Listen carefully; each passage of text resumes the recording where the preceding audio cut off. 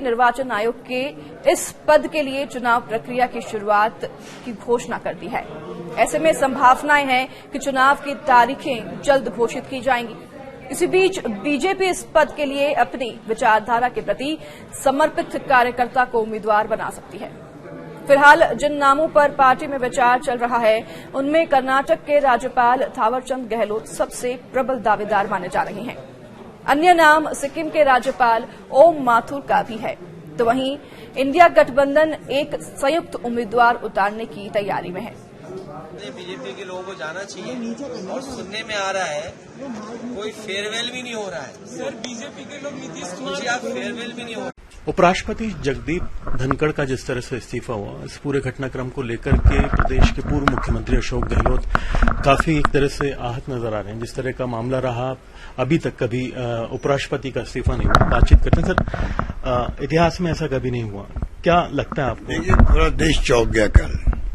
ये चौंकाने वाली घटना ही है। उपराष्ट्रपति का इस्तीफा कभी हुआ नहीं इतिहास के अंदर। अचानक इस्तीफा आ गया। दिन भर हाउस चल रहा था, वो चला रहे थे। बीएससी की मीटिंग हो गई आगे के प्रोग्राम के लिए, इस्तीफा अचानक आ गया, तो चौंकाने वाली घटना है। राजस्थान वालों को विशेष धक्का लगा है क्योंकि राजस्थान से थे वो, और किसानों की आवाज जो है पार्लियामेंट के अंदर भी और बाहर भी हमें उठाई उन्होंने। अभी हाल ही में उन्होंने कृषि मंत्री जी को बहुत ही उलाना दिया कि भाई आप कर क्या रहे हो, जो वादे किए हमने किसानों के लिए वो निभाओ। अब पता नहीं किन कारणों से उनके दिमाग में क्या चल रहा होगा, वो तो मैं नहीं कह सकता। तो मेरा अंदाज था कि ये दबाव में लोग दोनों जो है स्पीकर और लोकसभा और ये राज्यसभा चेयरमैन, ये मैंने 10 दिन पहले ही कहा था, मुझे लगता है दोनों दबाव में काम कर रहे हैं। लेकिन आपसे निजी तौर पर उन्होंने इस बात को नकारा भी था कि ऐसा कोई दबाव का मसला है। वो तो उन्होंने जयपुर में कहा था कि मेरे पर कोई दबाव नहीं है, मेरा स्वास्थ्य ठीक है, अशोक गहलोत अपना स्वास्थ्य ठीक रखे।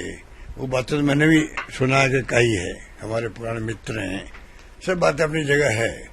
परंतु अचानक जो इस्तीफा हुई तो आरएसएस वालों को मालूम है, मोहन भागवत जी को या प्रधानमंत्री को मालूम होगा, और तो मुझे लगता नहीं किसी को मालूम होगा।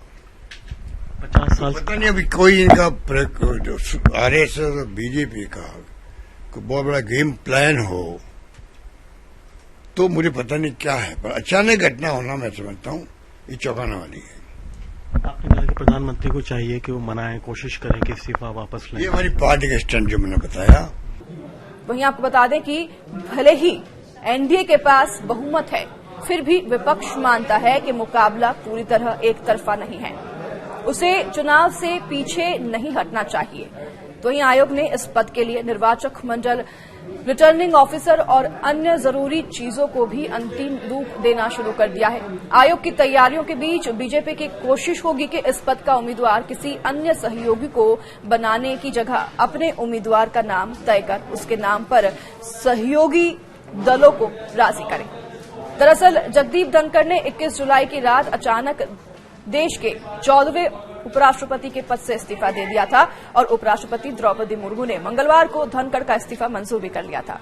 74 साल के धनखड़ का कार्यकाल 10 अगस्त 2027 तक था और अब चुनाव के नतीजे इस पर भी निर्भर करेंगे कि किस पक्ष के पास कितना बहुमत है। बता दें कि लोकसभा में कुल 542 सदस्यों में से एनडीए के पास 293 और इंडिया गठबंधन के पास 234 सदस्य हैं। राज्यसभा में 240 सदस्यों की प्रभावी संख्या में से एनडीए को करीब 130 और इंडिया गठबंधन को 79 सांसदों का समर्थन है।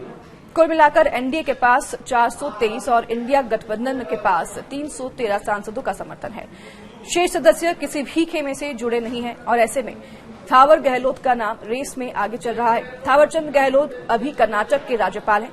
77 वर्षीय गहलोत राज्यसभा में सदन के नेता रह चुके हैं, साथ ही केंद्रीय मंत्री का पद भी संभाल चुके हैं। बीजेपी में वे सर्वोच्च नीति निर्धारक इकाई पार्लियामेंट्री बोर्ड के सदस्य भी रहे हैं। वहीं जातीय समीकरण यानी कि दलित में भी वह फिट बैठते हैं और इस समीकरण में भी वह फिट बैठने की वजह से उनका नाम रेस में आगे है। वह मध्य प्रदेश से हैं, उनके पास प्रशासनिक अनुभव भी है। तो वहीं दूसरी ओर ओम माथुर को भी मोदी और शाह का करीबी बताया जाता है। ओम माथुर अभी सिक्किम के राज्यपाल हैं। 73 वर्षीय माथुर पार्टी के कद्दावर नेता हैं और राजस्थान से वह आते हैं। वे गुजरात के चुनाव प्रभारी तब रहे हैं जब पीएम मोदी वहां के मुख्यमंत्री थे। वे मोदी के साथ ही केंद्रीय गृह मंत्री अमित शाह के भी करीबी माने जाते हैं। माथुर राष्ट्रीय स्वयंसेवक संघ में भी प्रचारक रह चुके हैं। तो वहीं कयास यह भी है कि निर्वाचन आयोग की तरफ से उपराष्ट्रपति पद के चुनाव की तारीख घोषित होते ही इस पद के लिए एनडीए प्रत्याशी के नाम की घोषणा कर दी जाएगी और यदि बीजेपी के किसी प्रत्याशी के नाम पर एनडीए में सहमति बनाने में समस्या आई तो मौजूदा उपसभापति हरिवंश भी इस पद के उम्मीदवार बनाए जा सकते हैं। बीजेपी के एक वरिष्ठ नेता का ये कहना है कि प्रत्याशी का चयन ठोक बजाकर ही किया जाएगा क्योंकि विपक्ष से भी कोई मजबूत प्रत्याशी उतारे जाने की पूरी संभावना है। ऐसे में एनडीए इस पद के लिए प्रत्याशियों के कद, अनुभव व जातीय समीकरण को प्राथमिकता देगी।